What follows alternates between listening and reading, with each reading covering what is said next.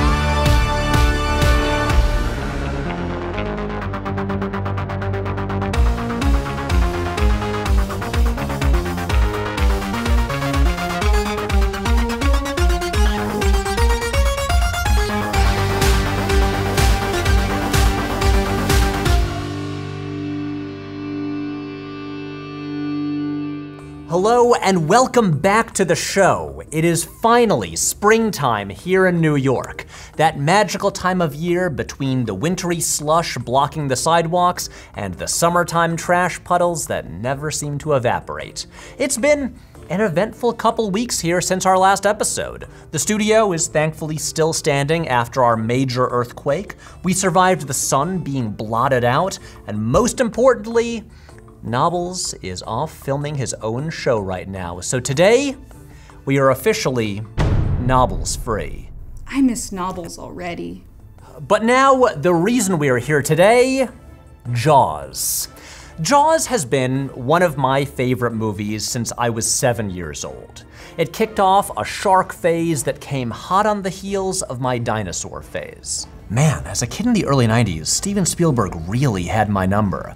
If he had also made a movie about big shiny trucks that go honk honk, he would have gone 3 for 3. Wait a second. He did. Anyway, I've seen Jaws more times than I could possibly count. And when DVDs became a thing, I watched every bonus feature documentary that I could find. And that is where I first learned the story that now we all know so well. The story that, when they made Jaws, they wanted to show the shark more, but that shark would just never work. So they had to change their plan and imply the shark instead of showing it. And that is what made the movie so great. That there is the story that we have all heard and we've all repeated over and over again for years and years. As they say, when the legend becomes fact, print the legend. But as the years went on, I started to have some doubts. Specifically, doubts about the idea that the movie is only great because they don't show the shark. This idea that they were going to make something mediocre and then, because a robot shark broke down, they just happened to accidentally end up with one of the best movies ever made? I don't know about that. And so this got me wondering, how much did the shark actually change the movie? Like, exactly what scenes changed due to the technical issues? Was the shark originally going to be popping up in every single scene? Would we see him eat that dog? Would we see him swimming behind the barge with the mayor? Walking through the crowded streets of Amity? There are so many stories about the making of this movie, so which ones are actually true? Well, if we're going to find the answer, first, we gotta do some research. For this, we'll be using a collection of specific sources that our wonderful production assistant Emma has gathered together. Easy Rider's Raging Bulls, Peter Biskin's account of the New Hollywood of the 1970s, featuring extensive interviews with those involved in Jaws. The Jaws Log, published a year after the film's release, a record of the production by co-writer and actor Carl Gottlieb, who was on set pretty much the entire time. Jaws: Memories from Martha's Vineyard by Matt Taylor, a behind-the-scenes account of the production according to crew members and locals who were on set. The 1995 documentary The Making of Jaws by Laurent Bouzereau, produced for the Laserdisc release, and the 2012 documentary The Shark is Still Working by Eric Hollander. Many interviews with Spielberg and other members of the cast and crew, multiple drafts of the Jaws script, And of course, the most important part of any investigation. I figure we'll be here a while. Ah, now you're thinking like a journalist. Thanks, Emma. So, the film Jaws, much like Quint's friend from the USS Indianapolis, is divided neatly into two halves. The first hour and 12 minutes is set on land, and then the Orca departs, and the remaining 52 minutes is set on the ocean. But you all know this already. You've seen Jaws before, and if you haven't, then why the hell are you watching this video instead of watching Jaws? Like, look, I think we're making a pretty fun video here today, but I guarantee you, it is not gonna be as good as Jaws. Almost nothing is. So if you somehow have not seen this movie already, please, I beg you, just hit pause right now and go watch Jaws. You can come back later. This video is not going anywhere. Fun fact, I actually just saw Jaws for the first time last year. Mostly because my boss insisted on dragging me to the theater to see it. You're welcome. Anyway, if we're going to understand how and when the initial plans for the film changed, first, we need to learn as much as possible about the actual production. So Emma, can you bring in the production logs? Great, thank you. Jaws had a famously chaotic shoot. Because much of the shooting schedule in Martha's Vineyard had to be based around seasons and weather and the summer tourist season, they had a hard start date, and they actually had to start shooting with a totally unfinished script that was being rewritten throughout the production, which, interestingly enough, used to be considered a bad thing and not standard practice, as Marvel Studios calls it. The film had to start shooting in May of 1974, but the mechanical shark was still far from ready. So the decision was made to shoot everything that didn't need the shark first, and save all the shark scenes until the end. So that meant that the shoot had the same basic structure as the movie itself. First the land half of the movie, then the ocean half. So looking at all the evidence here, I think we can assemble a full timeline of the production. And this way, we can pinpoint exactly when each scene was shot and what might have changed along the way. So Emma, you wanna bring it in? Great, thank you.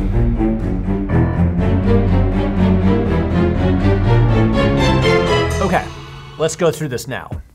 May 2nd, Brody finds Chrissy's remains. May 3rd through 6th, the armada of boats in the harbor, Hooper arrives. May 6th, Brody at the police station typing the police report. May 7th to 8th, the discovery of Ben Gardner's boat, which was later rewritten and reshot. May 8th to 10th, the armada out on the water. May 11th, Brody and Hooper talk to Mayor Vaughn at the billboard. May 13th, the wrong shark on the dock. May 15th to 18th, Brody rushing around town to make signs. May 18th through 22nd, the scenes at the Brody family house. Also May 18th through 22nd, but in the evening, the hospital scene. May 23rd to 25th, the guys on the dock trying to catch the shark.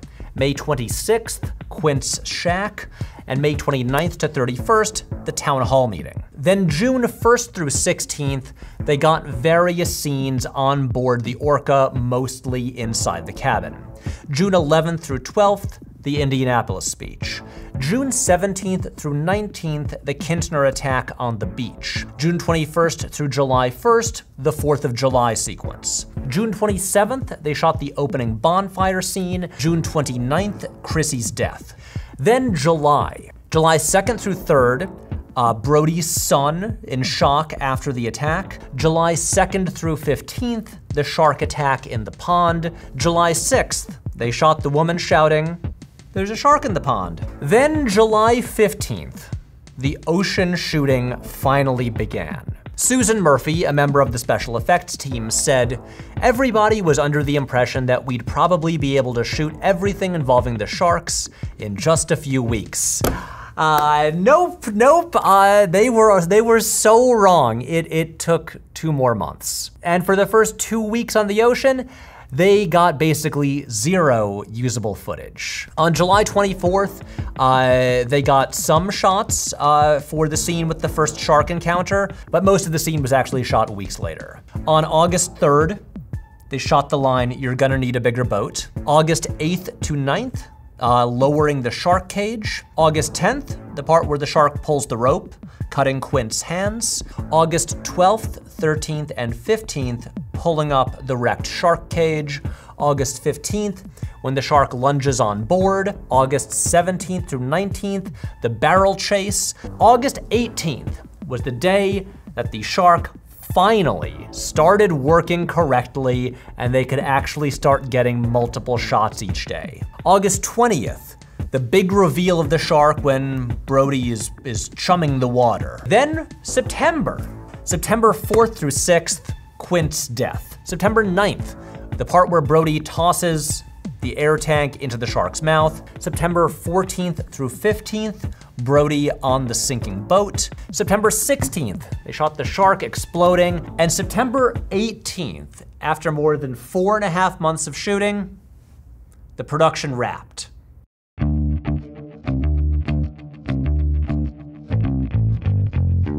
Okay, so we've been hearing the same Jaws behind-the-scenes stories for 50 years now, and there's one big conflict that still hasn't really been resolved.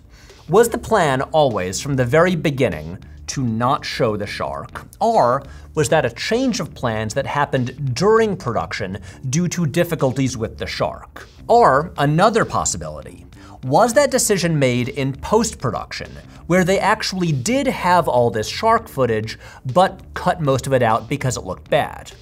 And then there's the most radical theory.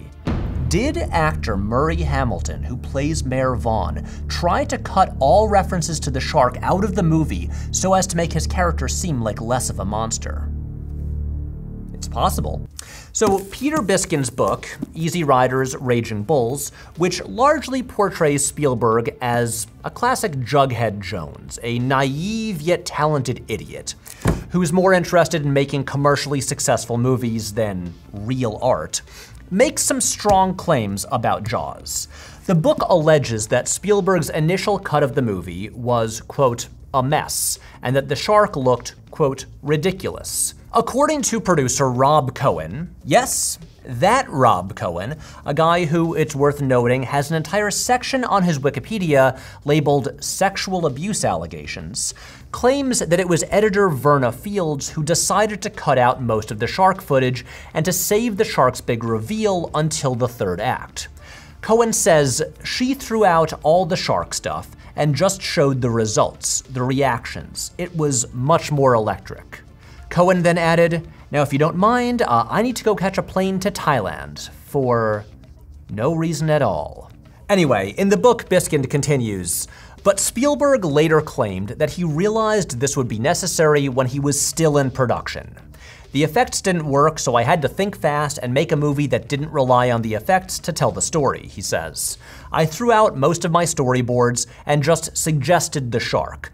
My movie went from William Castle to Alfred Hitchcock. Screenwriter Carl Gottlieb and camera operator Michael Chapman, who were both on set during pretty much the whole production, back up Spielberg's side of things, even though Chapman calls Spielberg an idiot in his interview. Okay, so now we've got conflicting accounts of what actually happened and how much the shark originally showed up. But let's see if we can learn anything from the schedule. As I mentioned earlier, the first 2 months of production were spent shooting all the scenes that did not require the shark.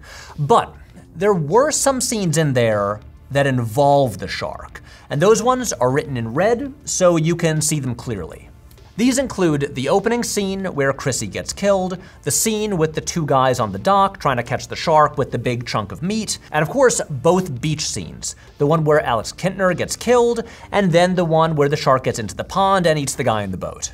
Now, it's always possible that they intended to later on shoot some extra shark shots to add into those scenes, but looking at them, it really doesn't seem like they were ever supposed to feature the shark much at all. The opening scene and the dock scene are very clearly designed so that the shark never comes above the surface of the water, and is instead always an implied horror just off screen.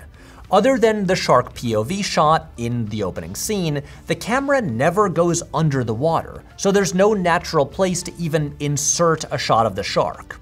Unless, of course, they planned on having the shark drinking beer and smoking weed at the beach bonfire, which would rock. At the very end of production, in mid-September 1974, when the shark was finally working properly and doing what they wanted it to do, the crew did go back and get some pickup shots of the shark in Katama Bay next to Chappaquiddick Island. Most of these were for the second half of the movie, the portion set out on the ocean, but there were at least a couple shots filmed here for the pond scene. Namely, these ones, where the shark grabs the rower, played by stuntman Teddy Grossman, and drags him under the water. During these pickups with the shark, the crew also tried to get one more shot for Alex Kintner's death scene, with the shark coming up out of the water and biting him on the raft. Like, here's some behind-the-scenes footage of it. But the dummy they were using for Alex never looked quite right, and the crew sadly had to concede that their graphic child death scene just wasn't believable enough. And so, the shot was scrapped. So there you go. One actual concrete change so far where they did decide not to show the shark. Emma, can you pass me the Kung Pao shrimp? Thank you. And don't tell my wife about this. She's probably worried about my diet. Patrick, you don't have a wife. Right. I gotta stop pulling these all-nighters. Anyway, these pickup shots with the shark do somewhat support Cohen and Fields' claims that it was during post-production when they decided to push the reveal of the shark back to the third act. Even if we do catch a glimpse of the shark in the pond scene, it's likely that more footage was shot than was actually used. And again, the plan was originally to see the shark in the Alex Kintner scene.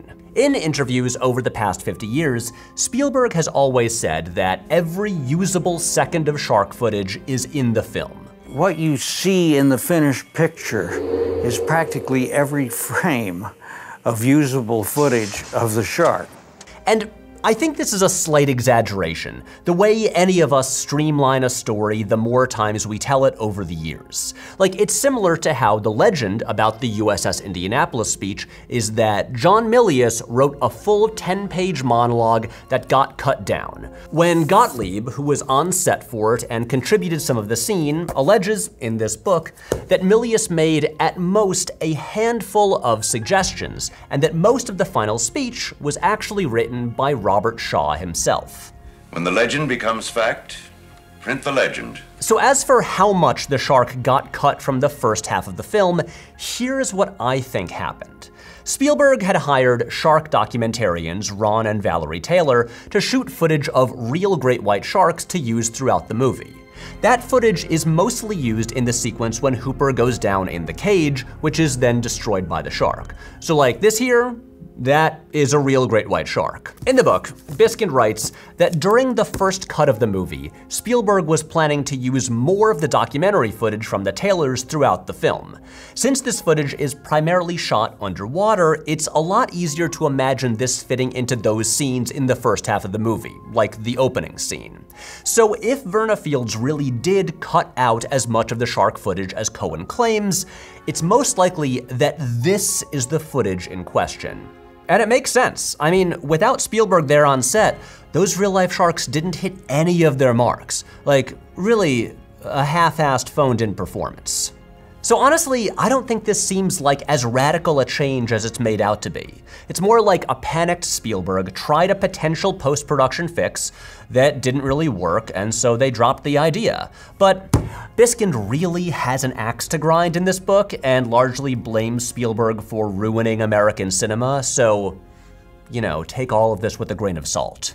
And right now, I know people are getting ready to jump into the comments section and say, but Patrick, what about that deleted shot of the guy in the pond dying while he's holding Brody's son? Why didn't you talk about that? Well, first of all, I want to say you there in the comments section, thank you for being the target audience for this channel. And second, the reason I didn't talk about it is because that was not actually shot using the full mechanical shark. That was using a rig used for when the shark enters the pond, which is really just the fins attached to a metal rail. So this actually has nothing to do with the shark special effect. It was just another shot that they got that Spielberg decided not to use. There's nothing more to it than that. Here you go. It used up all the ink in the office printer, but I got those scripts you wanted. Thanks, Emma. Okay, so let me see. We have here 2 drafts of the script. The first is the final draft by initial writer Peter Benchley, author of the original novel Jaws. Now, I'm pretty certain that this draft is actually the one with an uncredited rewrite by Pulitzer Prize winner Howard Sackler. You can tell because, according to Spielberg and Gottlieb and everyone involved in the production, Sackler was the writer who introduced Quint's backstory with the USS Indianapolis, and it's included in this draft, so that confirms it. But also, none of that matters because this draft was entirely rewritten by Gottlieb, so let's get this thing out of here. All that wasted ink. See, all we really care about is this, the draft credited to Gottlieb and Benchley, the latest draft that is publicly available. I rewatched the whole movie while following along with the script to see how they compare. So in the first half of the movie, while some scenes have very different dialogue than what's on the page, Martin, there are all kinds of sharks in the waters, you know? Hammerheads, white tips, blues, makos. And the chances that these bozos got the exact shark. Now, there's no other sharks like this in these waters. It's 100 to 1. 100 to 1. Structurally, the film is almost identical. I think these changes are most likely the result of rewrites done either the night before shooting or on set. So overall, it is not substantially different. There are a few short additional scenes, including an earlier introduction for Quint, and whether or not these were even shot, none of them feel necessary, so you get why they were cut. The bigger changes really occurred during the second half of the film, the portion set and shot on the ocean, which took 2.5 months to shoot. Gottlieb apparently left Martha's Vineyard in mid-July 1974, having finished his rewriting as well as his acting duties. This was when the production moved full-time out to the ocean, so without Gottlieb present, we can assume that the changes to the script that happened in August and September were the work of Spielberg, Roy Scheider, Richard Dreyfuss, and Robert Shaw.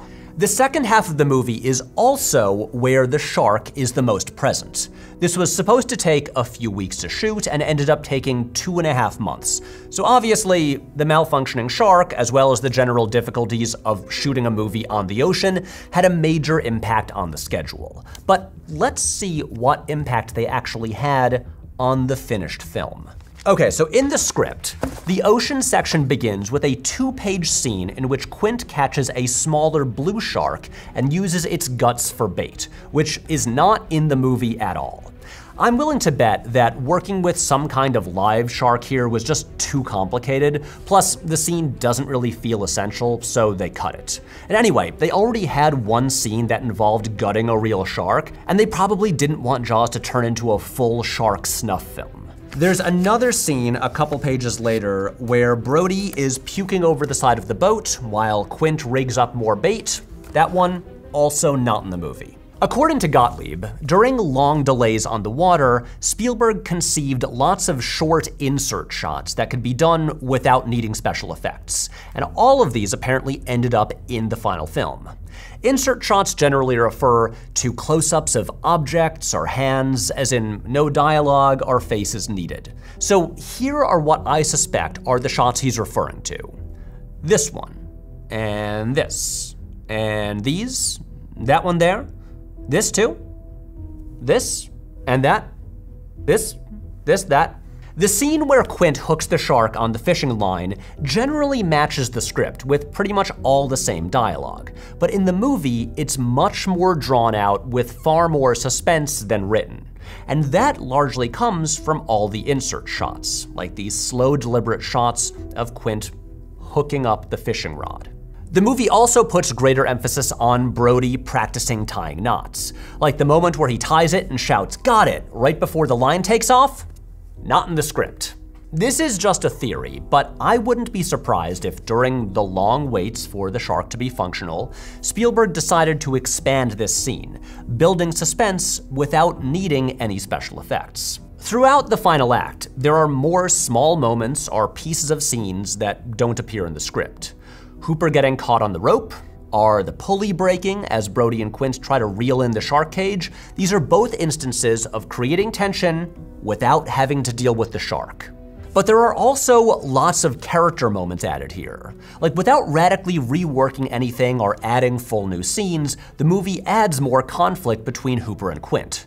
Quint's line about "you wealthy college boys," then Hooper making faces at him and shouting, "Aye, aye, Captain," not in the script.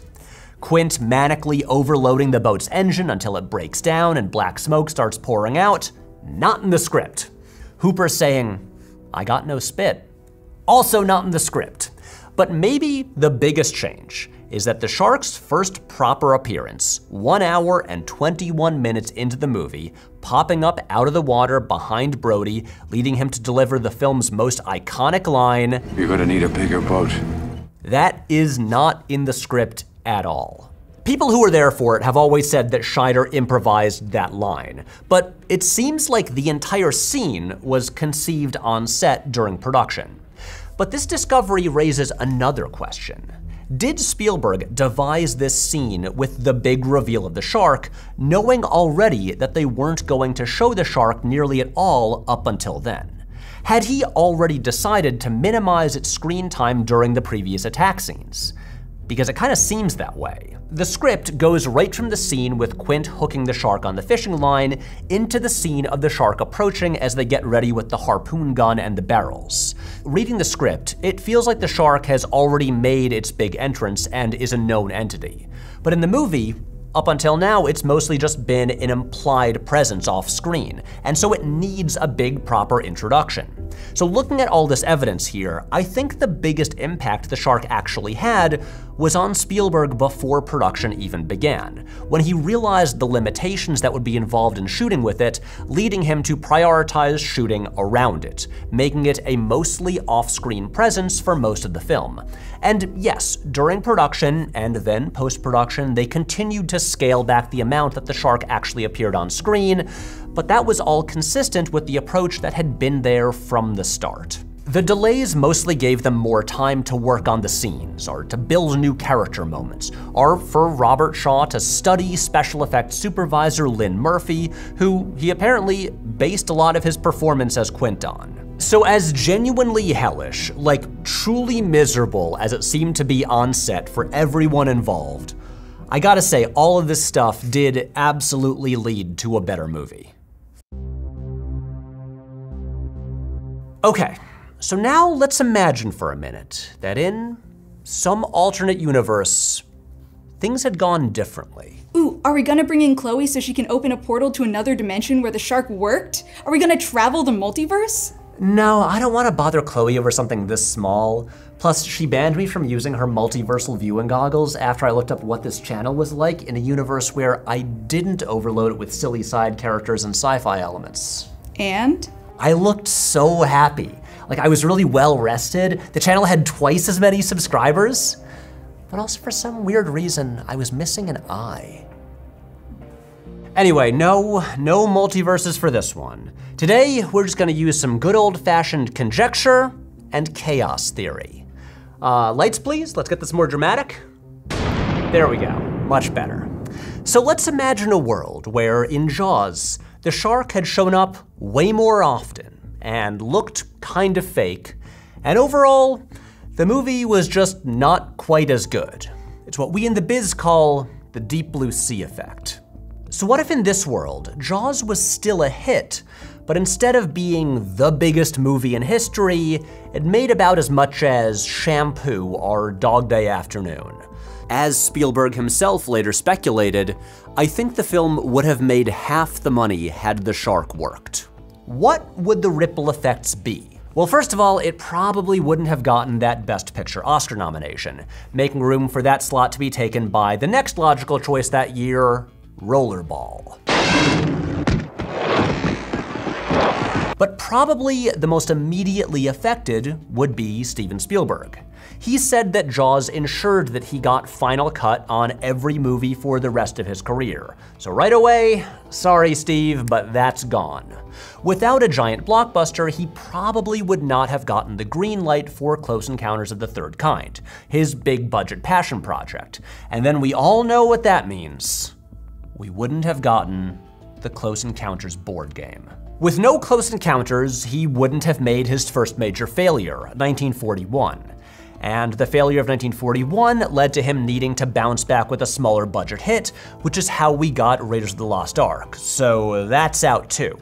Maybe George Lucas still would have made that with a different director, or maybe he just would have sat on the idea forever, too busy with Star Wars to prioritize it. Now, to be clear, I think Spielberg would have been okay. It's not like he would have woken up missing his arms like Ashton Kutcher in The Butterfly Effect. Or would he? Sorry, sodium's getting to my head. The thing to remember here is that Steven Spielberg is maybe the most naturally gifted visual storyteller who's ever lived. A genuine genius when it comes to the medium of cinema, who also happens to have extremely commercial sensibilities.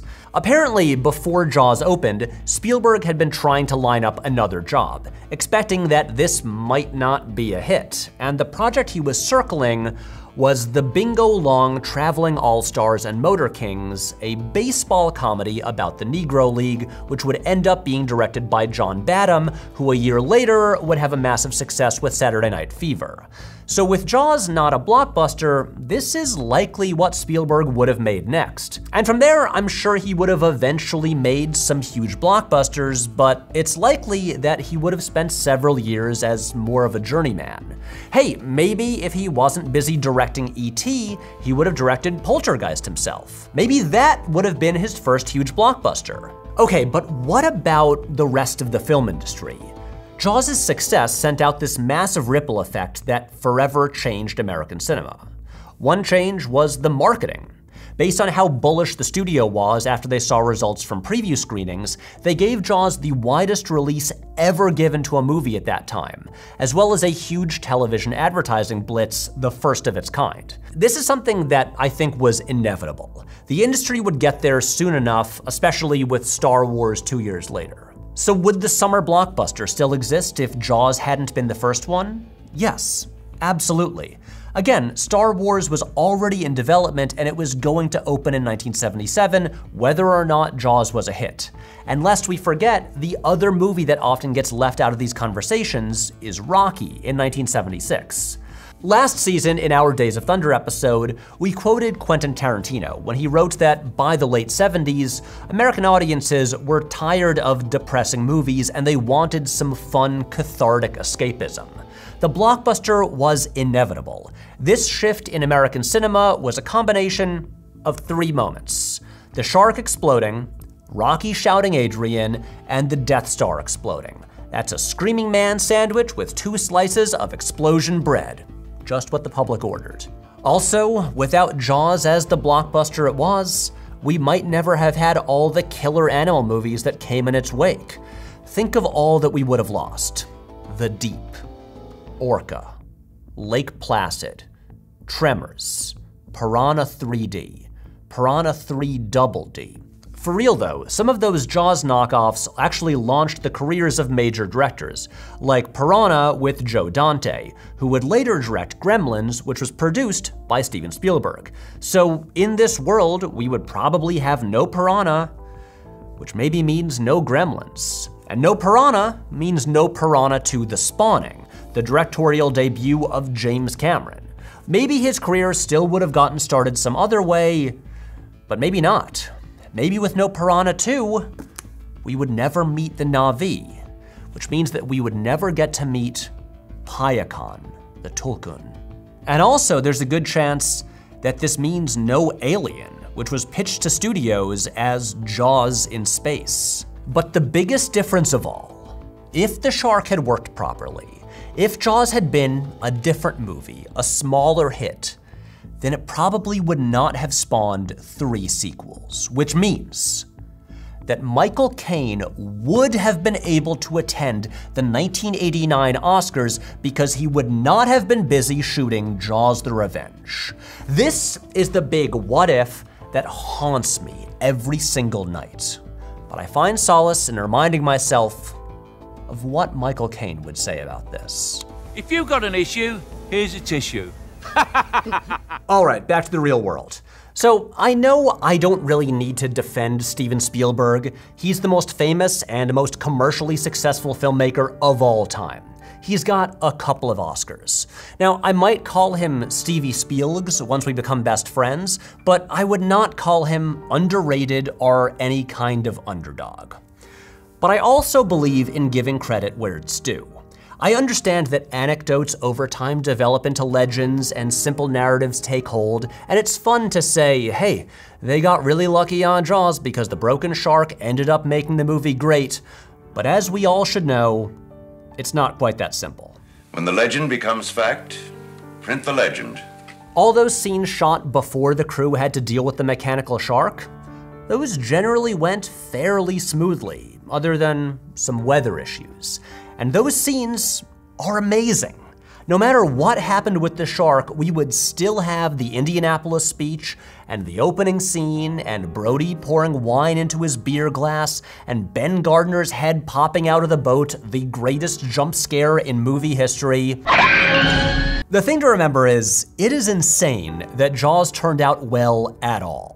They were making this with a script they were writing on the fly, shooting it on the ocean with special effects that barely worked. They had a 26-year-old director, it went months over schedule and 300% over budget.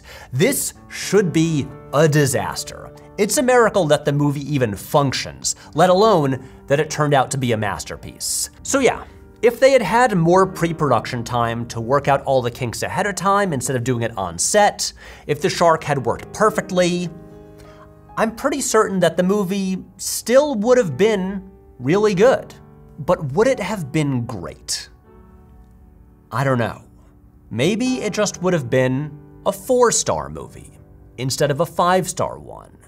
Like, imagine Jaws without Brody saying, "We're gonna need a bigger boat." What a weird world that would be. But what about Jaws 2?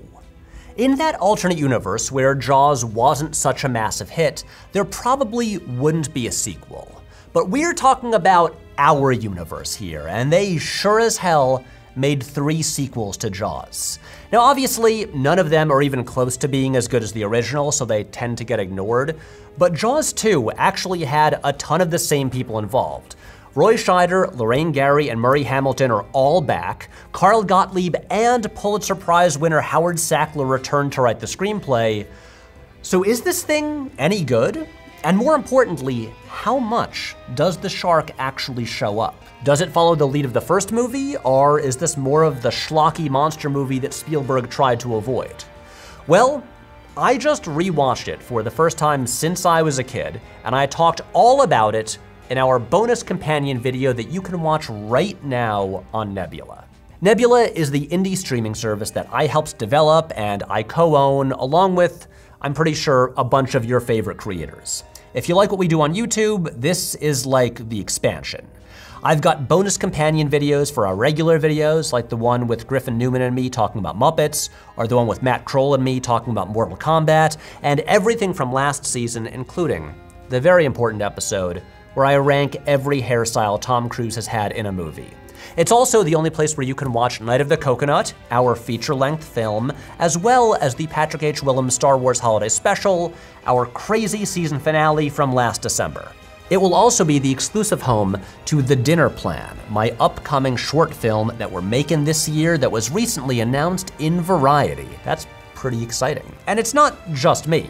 Nebula has so many exclusive shows and projects with way more coming soon, such as The Getaway, the new competition reality show from the creators of Jetlag, which is filming right now, or the new movie from Abigail Thorne.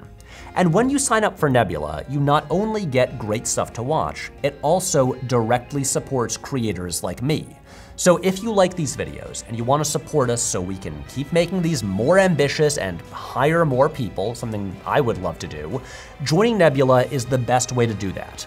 And if you use my link right here, or the QR code right there, then it costs less than buying 1 cup of coffee or 1 comic book per month. And a portion of that money goes right to supporting this channel.